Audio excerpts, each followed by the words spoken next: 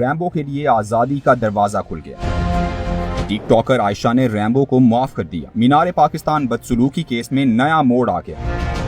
سال 2021 میں جہاں ٹک ٹاکر عائشہ اکرم عدالت کی چوکھٹ پر انصاف کے لیے منتظر نظر آئیں، اب سال 2024 میں ٹک ٹاکر نے مقدمے میں نامزد ملزم عامر سہیل عرف ریمبو سمیت 12 ملزمان کو معاف کر دیا۔ میڈیا رپورٹس کے مطابق مینار پاکستان بدسلوکی کیس کی سماعت سیشنز عدالت لاہور میں ہوئی۔ سماعت کے دوران عائشہ اکرم نے بیان حلفی جمع کرایا۔